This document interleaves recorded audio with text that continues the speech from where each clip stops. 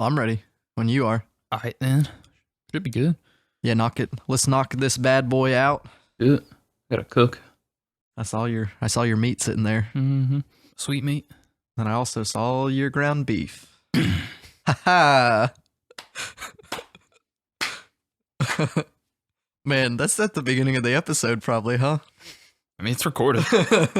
Yeah, we probably shouldn't start it like that, though.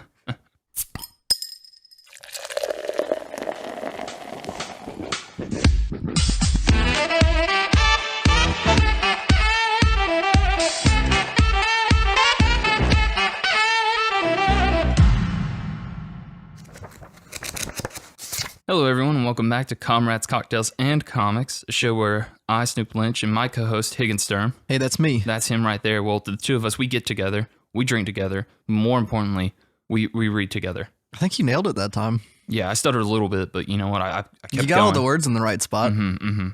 Thanks. How are you?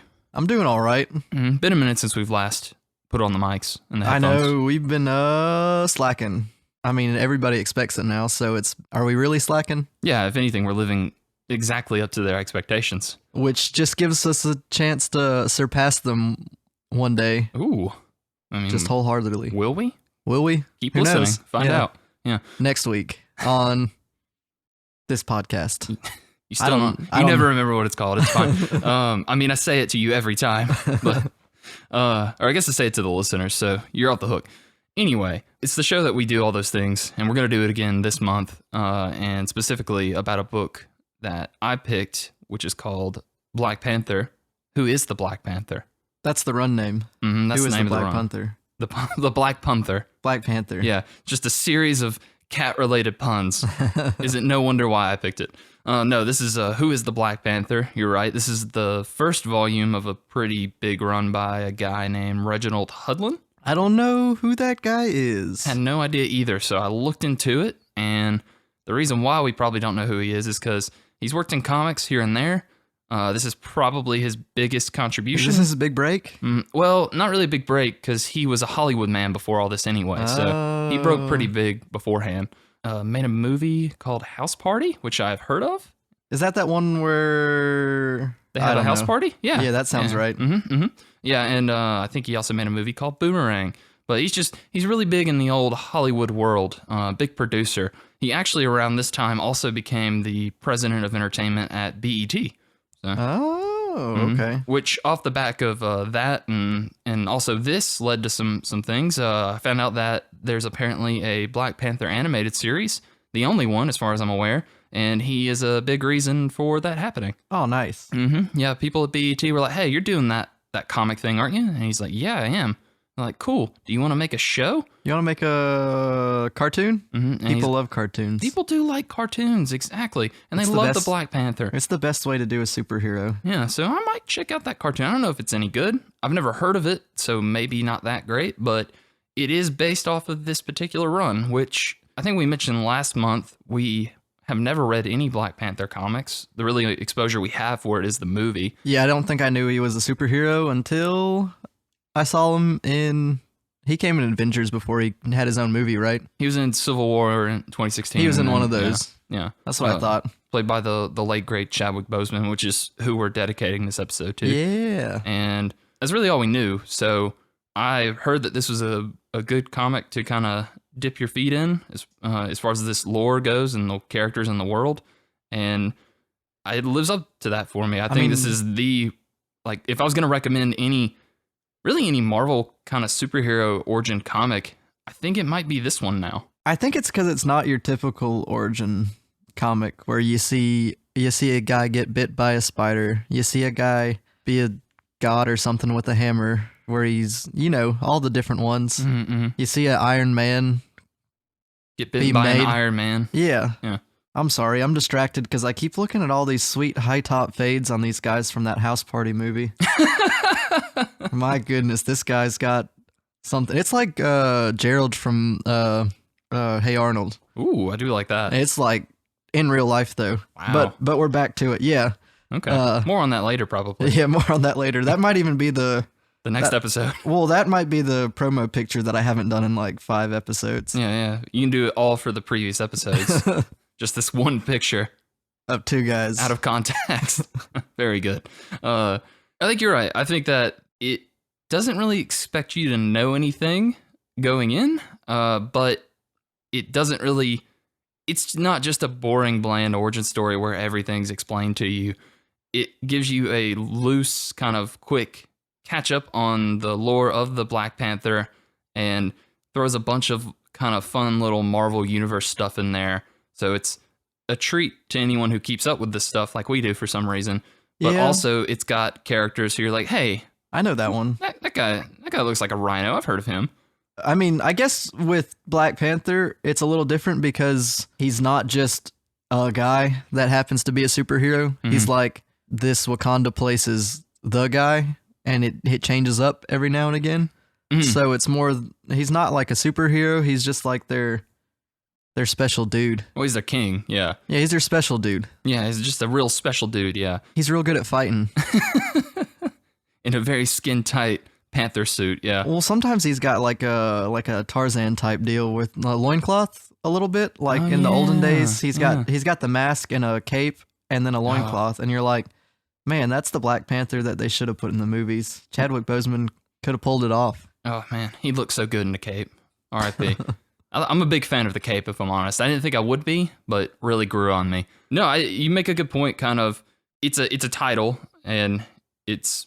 I think what this book and also the movie did really well is showing like Black Panther as a character is really important just for Black superheroes in general, but his position and power and how he carries himself and how it's gone through centuries. Wakanda's just as much of a character as the Black Panther in these comics, and I think it does a good introduction to both that culture and this one particular version of the character, T'Challa, and shows why these people are as strong as they are. Because the whole point of like this first issue, it's kind of flashbacks to, I think, as early as the 5th century. Yeah, 5th century, the 80 version. Yeah.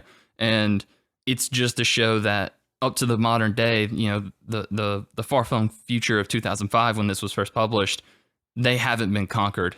And it's like, we're throwing our best dudes at you. We threw our best African tribe coming in to try to steal their thunder, dead. They're throwing in our English guys, best English guys, dead. We're throwing in our best superhero from America, the Cap himself. Not dead, but like he beat him up pretty good. He got punched real hard, didn't he?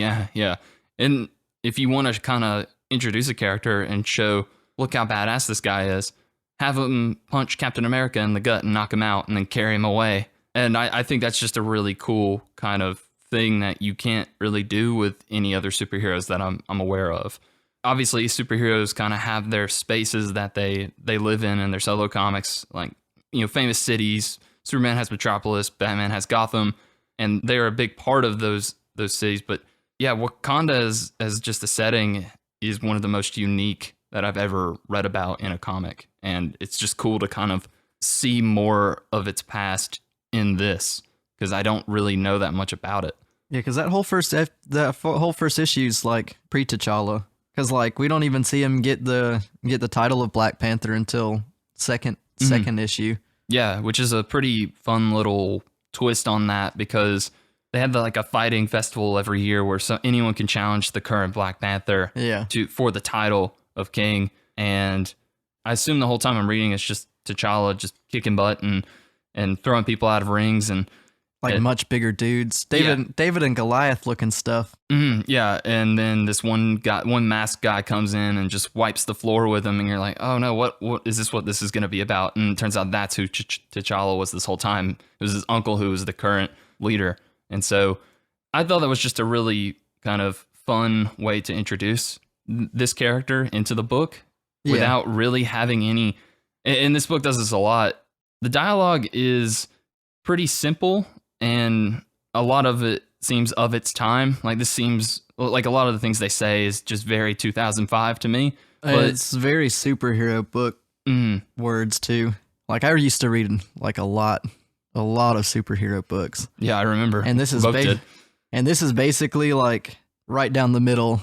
Like I'm reading a superhero book type stuff. Yeah, it's like an action movie. Yeah. It's just blockbuster. Grab your popcorn, grab your book, and read it. Yeah. And I think a lot of that comes from Reginald Hudlin's background, obviously in film and television. I think that's where a lot of this goes, because this whole book could just be shown as a script for a movie, which a lot of comics do nowadays because that's where the money is. There's not a lot to it, but there's good enough kind of lines, and the art is used well to show a deeper meaning in actions that are happening.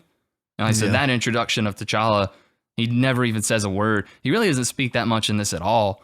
And he, to me, is one of the most inspiring characters in this book, obviously, because he should be. Yeah, he leads the big fight. And that's about all you get to see him do through this run, at least. I'm sure, it's got 30 or 40 issues. I looked into it a little bit before this, and it looks like Hudlin wrote the first 38 of a 41 issue run. Yeah. Jason Aaron took over the last few because it was part of at the time, this was part of the Secret Invasion kind of event. Oh, okay. That was going on where the Skrulls, are, you're a Skrull, I'm a Skrull, everybody's a Skrull. Yeah, I don't know people talk about Skrulls, but I haven't dived deep enough into Marvel to know Skrulls and Krees and all that jazz. That's something that a Skrull would say. Yeah. Yeah, so he was there for most of it, and he actually did a lot for kind of what I did know about Black Panther in the comics. I didn't know was part of this run. For example, Shuri is in this, and this is the first appearance of that character. Oh, yeah. She's the sister tech gal. Yeah. And he also did stuff like he's the reason that Black Panther and Storm got married for a little bit. That was in this run as well, so people really enjoyed that. Did I forget that Storm was in here? She's not in this, no. Okay. Just later. In one of the other ones, okay. Yeah. So, short amount of time, because I think this went for 3 years, his run. He did a lot for that character, and I think this is a really good starter book for kind of the world of Black Panther and getting a sense of what the goings-ons be. Oh, yeah, because you get introduced to a lot of, honestly, new even villains that I hadn't heard of before now. Like the end of the first issue, you get Claw with a K. Mm-hmm. And I don't know who Claw with a K is, but he looks pretty like a pretty bad guy. Yeah, he's got a bad claw. He's got a claw on his hand. It looks ridiculous. His hand does so many things, and it looks a lot like Ronin-style technology coming out of his hand a little bit. It's just weird liquid wibbly-wobbly metal that can kind of do anything it wants to. Yeah, and then little pokey bits sticking out with lights and all that. Yeah, and then you cut off one pokey bit and it just grows 6 more pokey bits. I don't know how that technology works. Yeah, he's you kind of knew who Claw was because that's who Andy Serkis is in the movie. The guy with the big rubbery hand. Man, I have only seen that movie once, and it has been a long time. Yeah, it's more like a gross rubbery hand. But in this, he's a very dangerous Claw. Yeah, Claw was a villain that was made a while back. I think he's always kind of been a part of Black Panther's Rogue Gallery. His deal up until this point, as far as I knew, was he had a robot arm that shot sound waves, and this is where he was kind of retooled to be this menacing assassin, Belgian assassin, it turns out. That makes his own Rogue Gallery in this run. Yeah, and he's only, spoilers, I guess everyone should have read this, and if you are listening still, you just don't care, but he's only in this run. He gets murdered. Maybe he comes back, I don't know. But he's a pretty compelling villain as these 6 issues kind of pan out. He's competent. He knows what he's doing. He definitely gets a bunch of pretty good baddies to help him out too. Yeah, and there's a lot of times where you're like, oh man, they are not going to do this. But then you're like, but wait, I'm reading a superhero book, so they're definitely going to do this. And they were doing it, yeah. And because they're doing it, he has to stop them from doing it. But one thing this book did for me that I haven't read in a while, it's kind of why I got into comics in the first place, is comics can cover a lot of interesting and serious issues, but they can be at their best when they realize kind of what they are. And that's just, it's silly costumes, dumb colors, and explosions. And this book does a lot to kind of have fun with that. To get a villain like the Rhino, who's just a big dumb brute, and just kind of have the rest of the characters make fun of him the entire time. He does charge a rhino in this, though, and that's pretty rad. It's the dumbest thing, but I really enjoy that. And then you have a Barchok the Leaper, the French guy, Yeah. who's just as French gets, and it's silly. And the villains, while they are kind of intimidating and dangerous, they're also really dumb, and Yeah, so they're pretty silly. yeah, it works well, and it's a very interesting group of villains because like the Rhino makes sense because get the Spider-Man villain who's a rhino and put him in Africa, like that's pretty good. that works, yeah. And then you got the French guy in there, he can leap around, sure, why not? But then you have characters like the Black Knight, who I forgot was even a character. I know the Black Knight from like Camelot stuff, but I didn't know that he rode Pegasus and was also a bad guy. Yeah, he's just kind of like this crazy religious zealot dude. And the shape changer gal or guy, cannibal, I think. Yeah, something like that. If he be kissing you, he takes your body. Yeah, I don't know I've never heard of that character. Well, apparently he's Radioactive Man's wife. Oh, when he took over the blonde lady. He's the partner. Because obviously the only at the end of this they kind of capture or kill most of the other villains, but he's the one that kind of sneaks away and goes into the next round. Man, we really ended this one off quick. We already made it to the last issue. Let's just pack up and go home. Yeah. No, so I want to read more just kind of to see where that goes, because he pretended to be that woman and get Black Panther's cousin to fly him back to Wakanda, and then there was a plane crash, and so he had to go into the body of his cousin. And so that is an interesting cliffhanger, because they already kind of mentioned that cousin didn't really like T'Challa because he was jealous. Well, and wasn't it like they didn't want him to lead because he was kind of like got distracted easy and was a bit too much of a lady chaser? Yeah, he just seemed kind of like a spoiled brat. Yeah. And what better way to get him than send a pretty lady to figure something out for him? Works every time. Works every time. Mm-hmm. Pretty Russian lady. Bad English. Yeah. I'm interested to see kind of where that was going to go. I don't know why they were having him do that as part of their plan, but it also shows kind of, the rest of them are kind of idiots, but Claw is a very competent, if not like kind of prideful villain. That ends up being his undoing. But to show how dangerous he was, they give you the backstory of he's the one who killed T'Challa's father. Yeah. And before pre-Claw. And that's a big deal because up until this point, no one's ever really beaten a Black Panther. I mean, Captain America got punched in the gut by T'Challa's father. And while he was kind of cheap about it, he did plan and sat under a floorboard for a week just to get a shot on him. And also, I didn't know this. Apparently, there was another sibling that got killed in that.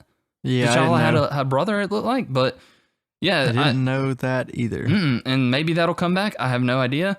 But because if you don't see him die, then they didn't die, right? That's how it be. But yeah, like this works just kind of like a movie script, and it's quick and fun and breezy, but also says a lot. And I could tell that this character meant a lot to this team. It's just a very important character in Black culture, specifically when talking about comic books. I've got a quote here from Reginald Hundlin and kind of why he decided to take on this project and kind of his inspiration for that, if you want me to be reading that. Oh yeah, get in there. All right. He says, no Black superhero before or after the Black Panther is as cool as the Black Panther. Sure, you have other great characters like Luke Cage, who is as brilliant a response to blaxploitation as Nick Fury was to James Bond super spy trends, but the Black Panther is still the man. And that sums up that pretty well, in my opinion. I think that, and we're starting to see a lot more of it now, like, there's so much to be done with this character and so much to kind of show that I think off the back of something like this, I think this is one of the big reasons why we eventually got the movie. And from the movie, I don't expect it to slow down. Obviously, Chadwick Boseman's passing puts a kind of a dent in those future plans, but whenever they pick it back up, I imagine that not only will we get like a Black Panther 2 and 3, we'll start getting other big kind of Black superheroes in the mix. Like, I know Mahershala Ali is supposed to play some version of Blade at some point. Yeah. So yeah, it's just, he kind of also goes into why there's so much appeal to audiences with this character. And it kind of mentions that it's because the Black Panther is a very rebellious figure. He's one of the few ones where I guess a lot of superheroes don't like run with the government, but like he's very much his own, does what he wants, does what he thinks is right type of superhero versus like Superman, I'm going to protect Metropolis. Yeah. And I love a character like Superman and kind of what he stands for. Black Panther has a lot of that too. Kind of the title of the Black Panther and the character of T'Challa, they represent kind of the whole people of Wakanda and their ideals. Yeah. And like you said, their ideals are so important to them that no matter what, they don't budge. And you have scenes kind of with T'Chaka before he was killed. They were summoned to some kind of UN summit or something because the main thing people want from Wakanda and why they keep showing up there to conquer them is they want their resources and they want their technology because they're so far advanced from everyone else. And they got that vibranium and leaps and bounds ahead of like normal technology, like cures for cancer and stuff like that. Exactly, yeah. And the only reason they showed up at that summit was basically to tell everyone to F off. Yeah, and we're not gonna do this thing with you guys. Yeah, and it's someone who commands any room that he walks into. And like I said, you don't really get to see, you never really got to kind of see that stuff in anything, you know, books, movies, whatever. And I think that Marvel and the Black Panther have done a lot for those kinds of stories, and they're important. And T'Challa, as a kind of without the title and just, you know, what he's going through in this first trade, there's not a ton with him. He is very much, I'm the king, this is what I'm doing. There's not a lot of, really the only kind of struggles I see him in this first volume are, he kind of has this obsession with revenge on Claw, since he was the one who killed his father. Since he was the one that killed him. And I'm interested to see now that he has gotten that, because he'd be stabbing him right through the chest with a big spear. Big spear. I'm curious now that that's over and done, what they'll do with him in these other issues. Kind of where does that go? Obviously, we know, like I said, he marries Storm, but yeah, what I do want to see kind of more of T'Challa as a person, because I already have a great sense of who he is as a leader. One of my favorite moments from this is where they're evacuating the cities and stuff, and there's a boy who won't leave yet until he talks to the Black Panther because he saved him, and the kid basically thinks he's a god, and T'Challa just takes his mask off and says, I'm a person like you, anything I can do, you can do. I think it's just a really sweet moment and a really inspiring moment for, you know, a little kid like that. Yeah. So you said, and this is a little bit off topic now, but that you wanted to check out more of this. More of the fades in that one movie. More of this run. More of this run. And I already have a segment that I haven't done yet called Higgins House, because I haven't read any more of that book yet. Right. Yeah. Which I was gonna dive back in, since you mentioned that they have an animated TV show going on for that one we read. Lumberjanes? Yeah, Lumberjanes. Okay. We'll talk about that later. But since I have a thing and it's Higgins House, and you want to do some snooping around the rest of this run to see what happens, Snoops. That can be you get it? Is this? That's your segment. So wait, Higgins House is a segment about my segment. No, Higgins House is just me looking at books after the fact that we read them. And gotcha. Snoops is when you do that. Oh, okay. What's the full name of? Is my full segment called Snoops in Higgins House? Because that is where I'd be doing my snooping. I mean, you could do that. Yeah. So we'll work it out or workshop it. Yeah, I would love to go back, and especially now that I know that he pretty much did a majority of this run, because that was the one thing I wasn't sure about, is if he only did these first 6 issues, because I didn't know this was a longer run. I thought this was just a one-off graphic novel, and knowing now that there's more, it's what I look for in a kind of a lighthearted comic that, you know, it's got some question things. You know, I love questions and deep meanings and things and such, but it has fun with it, and I just haven't really read a comic like this one that does all that as well in a while, I think, for me. I got you. So yeah, I might be snooping around. I mean, that makes sense. We eventually gotta get into like some more of the things that we've read, because honestly right now, like, I've been slacking on my comic reading. I haven't read much besides just the homework reading. The required read. You only read this once. You told me you're gonna reread it. I know. But I read it like a month ago, when like we were planning on recording like a month ago, and then I don't know, I lost motivation. Life gets in the way, you know? Yeah. You know what else got in the way of you rereading this? You made us a drink right before this episode Oh started. yeah, I was like, you were on a tear there, and I was like, you read the quote, and then you were talking about all the good things that he did, and I was gonna say, we should do a toast to that, but then We still can. yeah, we can still do that, but I meant to do it when we were talking about stuff, Sorry. and then we got sidetracked, Because you know how I get so excited when I read quotes. and yeah, here's a toast to that, Mhm. and it's called the Heart of Wakanda. Mm-hmm. And it's a pretty tasty drink. It's purple, It is very purple. which is like, I don't know, fits pretty good with the book. And the person that had the recipe, there was a real long-winded like story attached to the directions of this drink, and I scrolled through. I didn't read it. No, You wait, can. I mean, You can. I appreciate the time and effort that went into making a recipe, but at the same time, I'm there for the recipe only. I'm there for business. I don't need your backstory. here- It's fine. I'm here on business. Yeah. Oh, so yeah, you mentioned this has a very purple color. So what's in here to get this purple color? All right. So we got vodka made by Smirnoff. Okay. They could be any vodka. Oh, thank God we finally got a sponsor for an episode.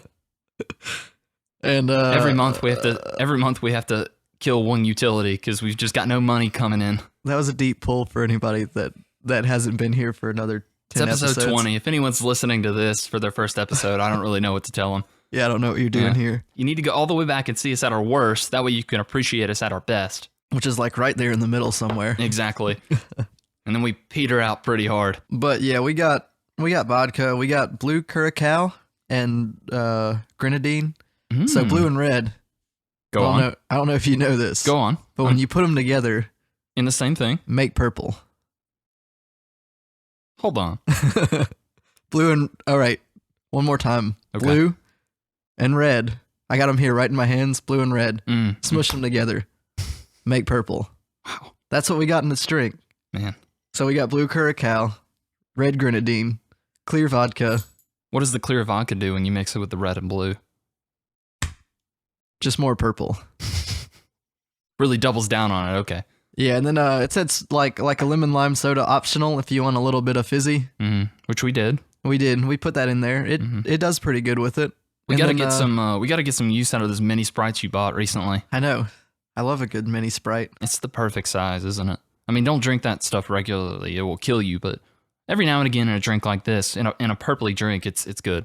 Yeah, and then a splash of lemon something. I put lemon juice in there. It said a splash of lemonade. There was also supposed to be a fun little topping on the rim of the drink with like that's right. with some like corn syrup or something like that, and some purple sanding sugar to really bring it all together. But We don't have that. yeah, I'm an animal and I didn't buy any sanding sugar. We had the sanding sugar. I don't know what happened to it. I'm real sad. I probably threw it away because I was just thinking, when are we ever going to We're gonna use use purple this, sugar again? Look at the Nah. egg on my face. I know. God. It's fine, though. This drink is really good. Oh yeah, it's one of the better ones. It's Mhm. definitely sweet, so like expect that. Ready yourself. It's a little syrupy because of the grenadine. I might jump back a skosh with this grenadine if we ever make it again. And now you think about it, or now that I think about it, the color for this makes perfect sense for this book. Why? Purple? Color of royalty? And he's got like purple bits, right, on his costume. No, this one's just a costume. It's just Well, like he doesn't have it in this book, but like that Yeah. was the deal, right? He gets purple bits. He has purple bits sometimes. He might have a little purple in this. Yeah, that was one thing I kind of wanted to talk about, which I actually enjoyed, was he is a guy that can be hurt in this. And any other kind of time I've seen Black Panther, he just gets shot at and cut and nothing happens. But this, he takes some real licks. And Oh yeah, he doesn't Handles have it. he doesn't have his special boy suit yet because his tech sister hasn't made it for him yet. yeah, but I liked it. I thought it was just really nice because the costume still looks great. The art by was this John Romita Jr., son of the John Romita Sr., big comic book people over at Marvel. It's good.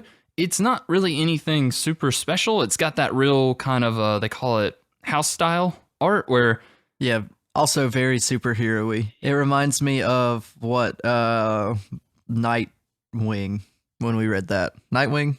Is that yeah, we read that once. Dick Grayson? I think he's Rick Grayson right now. Oh yeah. Yeah, he lost his memory, got hit in the head or something. Okay. Yeah. But yeah, like it reminded me a lot of that style art. Yeah. When we read that one, and a lot of other superhero stuff. It's very it's streamlined and very deep blacks. It's just deep blacks everywhere. Deep colors with big lines, Comic Sans, dynamic poses. I do really enjoy the last panel of this, which is just him kind of like standing, looking real cool, but he's also like bleeding out because he got hit in the arm with a laser eye. Oh yeah, he did get hit in the arm with the laser eye. Doesn't matter. He's better off than his uncle who got his whole leg blasted off. That was pretty brutal. Yeah, and I mean we've been dancing around it all night, Snoop. Higgins, it's just nice to get out every now. Put on your dancing shoes. It's just robot zombies from the U.S. government. I forgot about that. Yeah, that was weird, wasn't it? Well, they were like, now's our perfect chance. We're going to get into Wakanda and make it look like we were helping you. Robot zombies. Yeah, which I find very hard to believe that they would have any good reception with those robot zombies. Especially in 2005. Their Wi-Fi shit. It's not doing anything. It's not doing... No.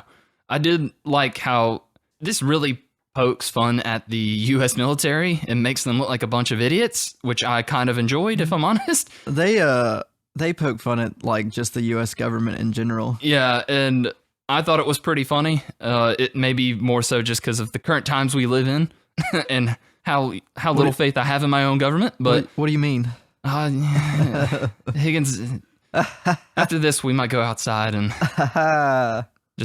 we'll talk. But no, that part was, again, like this is I think I said it probably 6 times already. Like this book has a lot of fun and is very silly, but if you start thinking about it, like the concept of U.S. soldiers who were killed in battle and then their corpses were remade to be mindless drones, like that's pretty messed up stuff. It's messed up stuff, but no more people die. So you're like, man, maybe not so messed up. Yeah.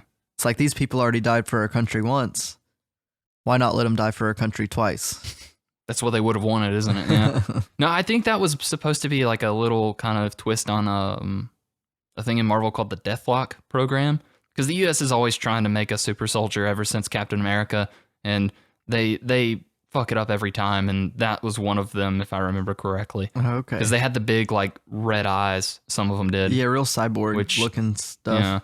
Yeah. But which no, that's DC, so they're still cool with that. Yeah, they get along every now and again. Yeah.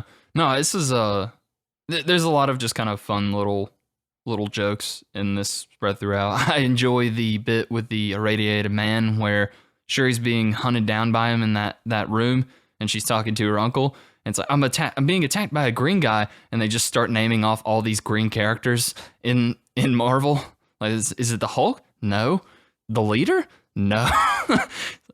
Maybe it's like we haven't met this one yet. Yeah, it's like maybe we'll focus on that later after you save me. Yeah, Shuri's a great character. I also want to read this to kind of see maybe this is the same Black Panther run where she eventually becomes the Black Panther. I'd like to check that out. I imagine that would be something that could happen. Yeah. And I think that's also since we were talking about what could happen in the movies, I think that's a pretty good indication of where they could take the movies along with it too. Yeah, which obviously they're not really talking about right now, given. Oh yeah, they don't want to push past anything. Yeah. Before it's time. Yeah, which I mean, right now, do you even have to worry about it? It's not like you're.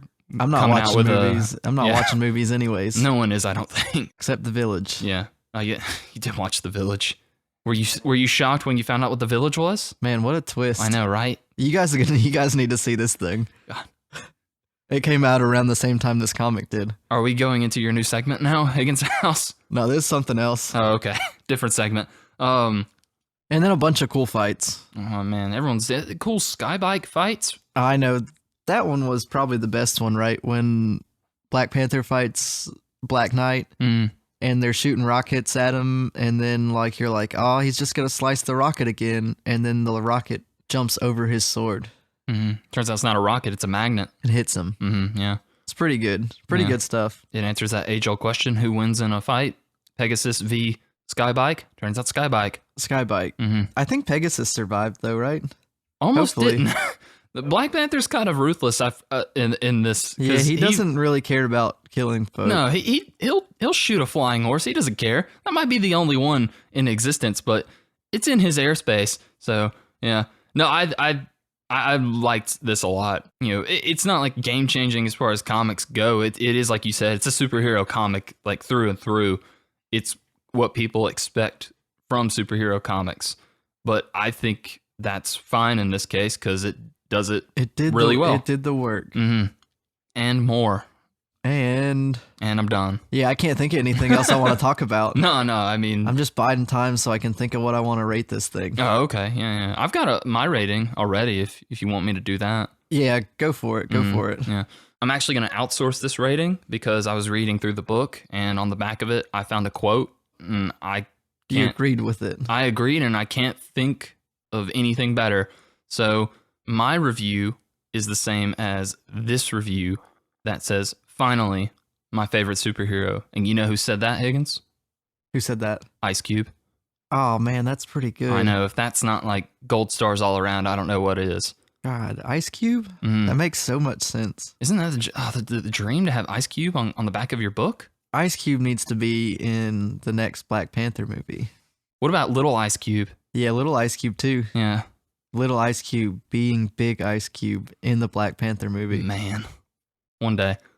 That's my review though. But yeah, mine is going to be 8 black rhinos.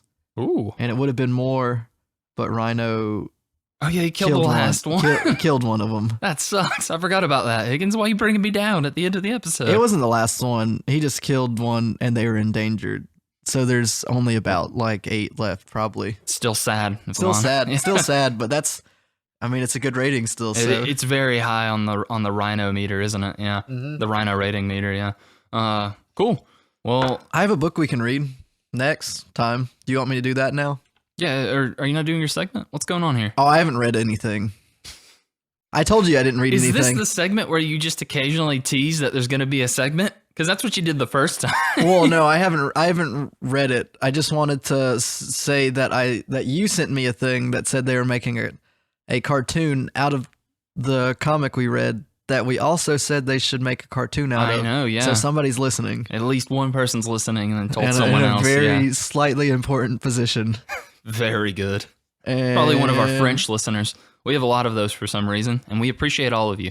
At least, yeah, all of them. Mm-hmm. And yeah, so that made me remember that I was going to read more of it. And now I might. Or I might just watch the cartoon because watching is a lot easier than reading sometimes. As far as I'm aware, yeah. I imagine they could probably do a pretty good job out of it. So I guess that can be enough for that segment. I can't wait to come back to this segment when you still tell us about your thinking about doing this segment. Man, we're going to come up with a theme song. There's going to be posters. It's going to be bigger than the actual podcast. Yeah, I mean, that's what it's all about, isn't it? Yeah. The spin-offs are what you work towards. Yeah. Yeah. Higgins, that sounds all great and fine, and I can't wait for it all to come together, as I know it will.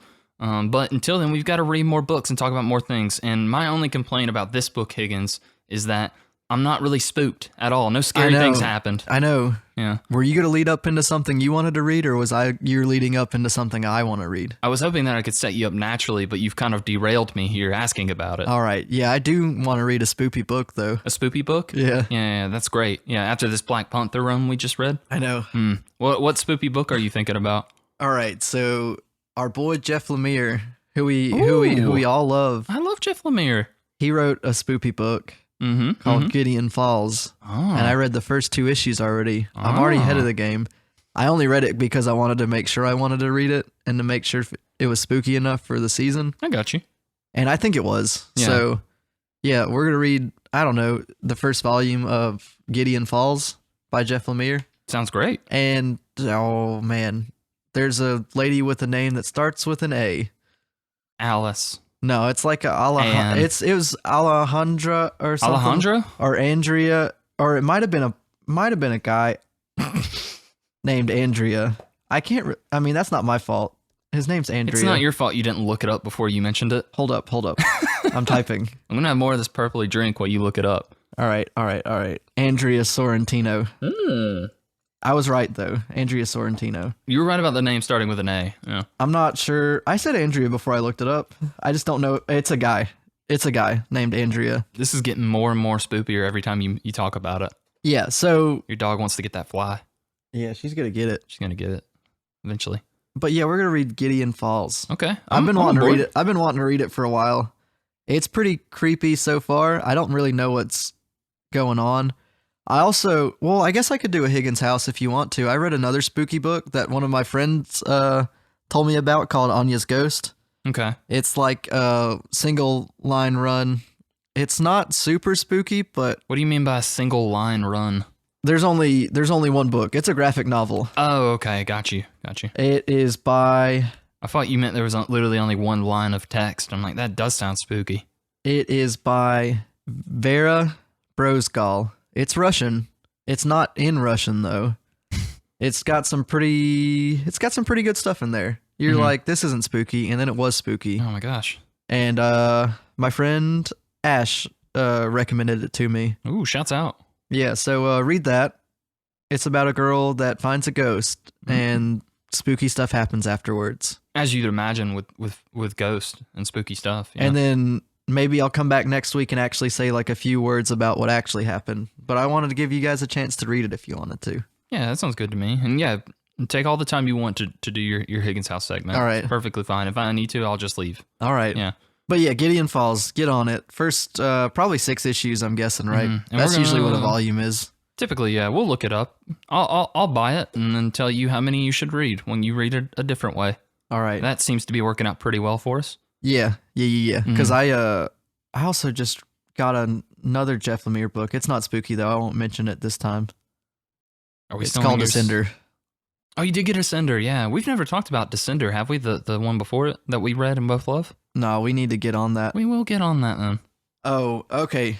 That's the problem, Higgins, with this podcast. We've really locked ourselves into just a real commitment because there's so many good books to read and talk about and drink about, and there's only 2 of us and 2 microphones. I know. And we'll get there eventually. Yeah, we will. We've got all the time in the world. If we can make it past this year, we can live forever. I think I can make it past this year. But we got to say some things about some things so people know where to find us. Oh, specifically, the things you want to talk about are cleaning up things. Yes. Okay. Well, Let's sweep this thing under the rug. yep. And so now I'll say that if you want to find Higgins, you can. You can tell him everything that you want to talk to him about. You can tell him your feelings about this book. You can tell him how you feel about that one Russian ghost story that he read. Maybe you read it too. Maybe you don't want to read it. Maybe it's too spooky. That's fine. Tell him on Instagram at jsturm93, or you can hit him up on a Twitter, because I think he does that, and it's Mike Higgins93. Yep. Nailed it. Now, if you want to talk to both of us or just me individually, you can do so. We've got an email Gmail that is yourcomrades@gmail.com. Hit us up. Tell us things. Yeah. And then if you could be so kind, leave us a rating and review on your favorite podcatcher of choice. We're on them, pretty much all of them. We keep getting on them somehow. If you're listening to this, you already found us, so you know where you're at. Yeah. So just do it there. Yeah, just do it there. iTunes is a pretty good one, I hear. Yeah, that's probably the best one. That's the ones that we'll probably see. And if we see them, we'll let you know that we saw them, and thank you. You'll probably get on here because, I mean, there's only 2 right now, and we pretty much read most of them. Yeah. For now. But you know what? Until we get so big that it's impossible for us to do that. God, we're gonna have to get a separate person in just to read our reviews out. That'll be its own segment after Higgins House, you think? In between that and Snoop snooping and Higgins House around, yeah. Man. Okay. Also, one last thing before we finally sign off. Thank Virgos are in August and September. We were literally right in the sweet spot. Sweet callback. So they're still only girls, but we were like right in the Virgo zone when we were talking about them. That's pretty much it. Yeah, I guess we'll leave you. Yeah, or you can leave us. We live here, so I'm not going anywhere. I'm not going nowhere. Yeah, so get out, but come back next month. Or no, we're gonna do this a little earlier because Halloween's pretty soon. So we want to get that spooky episode out, don't we? Yeah, we're gonna knock it out by probably the beginning of November. Yeah, you'll know when we Maybe- do it. We're going to try to get on the first Tuesday of the month from now on, now that we're past crazy times. Yeah, we've been kind of just doing it here and there when we can, but we'll do this next Halloween spooky episode special, and then we plan on doing it the first Tuesday of every month or something like that. Yep. And I expect you, Higgins, to hold me to that, and I will hold you to that. All right. We will hold each other We'll hold each other into the to night. it. Yep. But until then, I will say cheers, guys, and Higgins will say something else that sounds like Wakanda forever. I crossed my arms, too, in the symbol. Oh, I know they heard it. Don't worry. All right. Yeah.